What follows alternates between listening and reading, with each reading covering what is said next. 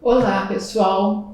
Dando continuidade aos nossos encontros com o advogado tributarista Renato Renck, mestre e doutor em Direito pela PUC de São Paulo, advogado, conferencista em eventos empresariais, autor de livros, sendo o último das suas publicações esta obra, que são os paradigmas constitucionais e limites ao poder de tributar. Dando sequência, então, aos encontros, por favor, Renato, qual a estrutura que a gente precisa para estabelecer a verdade num processo científico de interpretação?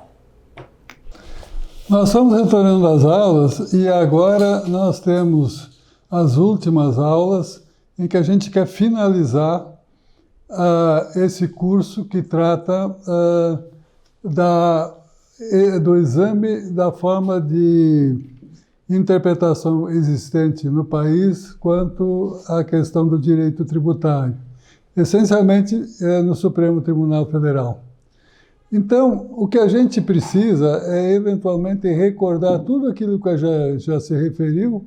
O ano passado eu publiquei 58, 59 aulas no YouTube sobre as limitações ao poder de tributar, e agora a gente está examinando a crise existente na interpretação. Então, o nosso problema e o nosso foco é estabelecer e mostrar a crise que existe. O que eu proponho? Eu proponho elaborar paradigmas constitucionais que limitam o poder de tributar e que hoje não estão sendo observados. Não existem paradigmas formulados pelos tribunais superiores. Na medida que vão trocando os ministros, troca-se uma espécie de posição de uma posição absolutamente aérea. Ela não tem qualquer tipo de fundamentação científica. Então, nós vamos ter que passar para a questão de como isso é tratado pela ciência. Nós temos que, primeiro, estabelecer, então, o que é paradigma. E aí nós chamamos o que refere Degas-Morin, que entende que paradigma, o que é o paradigma. E ele fala, mas que quer dizer paradigma? O sentido do termo grego paradigma oscila em Platão em torno da exemplificação do modelo ou da regra. Para Aristóteles, paradigma é um argumento que, baseado em um exemplo, destina-se a ser generalizado. O que quer dizer isso? No âmbito do direito tributário. Nós temos, então, vamos dizer o que é mercadoria, o que é renda, o que é receita. Então, há necessidade de se estabelecer o que é efetivamente o que está compreendido quando a Constituição refere a esses termos. Esses termos normalmente têm um núcleo. E aí existem regras de aplicação, mas regras científicas. Não é aquela que o ministro acha, por suas vivências jurídicas, que é a mais adequada. Vamos ver. O núcleo determina os princípios e regras de organização das ideias. Então, se tem um núcleo, e em torno desse núcleo se estabelecem regras. Então, essas regras comportam critérios que legitimam a verdade dos sistemas e selecionam os dados fundamentais nos quais se apoia. Determina, portanto, a recusa ou a ignorância que contradiz a sua verdade e escapa a seus critérios. Elimina o que, em função dos seus axiomas e princípios, parece-lhe destituído de sentido de realidade. O que quer dizer isso? Nós temos que estabelecer, então, axiomas em torno do qual a gente ordena um sistema. E qual é o axioma essencial que admite a tributação? Nós temos um Estado republicano e democrático. E esse Estado legitima a tributação a partir do conceito de capacidade contributiva. Então, para haver uma tributação, tem que ter capacidade contributiva. Mas de quem? Uma capacidade contributiva genérica? Não, porque a Constituição se destina à proteção dos direitos individuais. E os direitos individuais devem ser respeitados no momento em que há tributação. Então, aí se estabelece um axioma que tem que ser observado em todas as decisões judiciais. Qual é esse axioma? O axioma é simplesmente que se pode tributar exclusivamente o patrimônio que pertence ao contribuinte. O patrimônio que pertence ao contribuinte passa, então, a ser o núcleo que permite a tributação e limita o poder de tributar. Esse é o axioma. Mas, para se estabelecer esse axioma, deve-se estabelecer, então, princípios e regras que conformam um sistema, e esse sistema passa a ser, então, passa a ser a constituição dos paradigmas.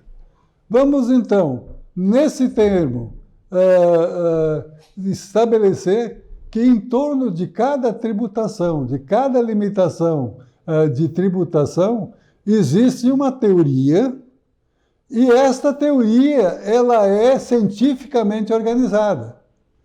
O que se quer dizer? Se trabalhou tanto nas aulas anteriores que em torno daquelas situações em que se busca em Descartes, em Kant, em Kelsen, e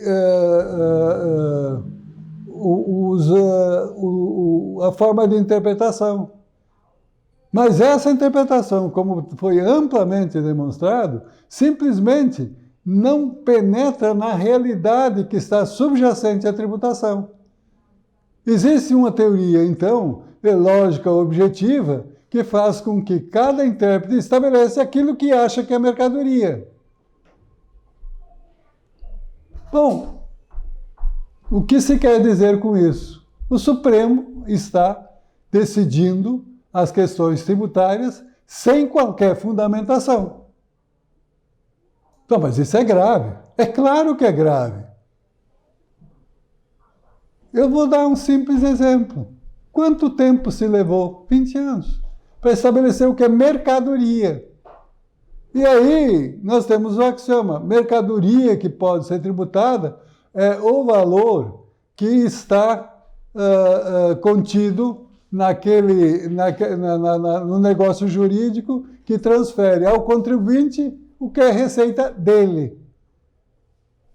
No momento da incidência, no momento em que se vende uma mercadoria, a gente passa a dever o PIS e COFINS. Mas ele pode incidir sobre o tributo, o ICM que está contido nessa nota? Claro que não, porque ele é simplesmente um patrimônio que pertence ao Estado, por face de uma incidência. Então, essa situação tem que ser estabelecida a partir de uma teoria e a montagem de um sistema. Nós estamos falando de um sistema geral. Deve ser aplicado a todas as questões tributárias. Vamos adiante. Toda teoria, como também a estrutura do conhecimento do pensador singular, que visa afirmar a verdade, deve repousar sobre axiomas, verdades admitidas como indiscutíveis. Essas verdades são indiscutíveis. Alguém pode negar que a capacidade contributiva deve ser estabelecida a partir do patrimônio que é do contribuinte? Aí nós estamos fazendo isso, nós estamos tentando expor o núcleo da tributação e aí indicando o axioma. Em seguida, nós temos os postulados.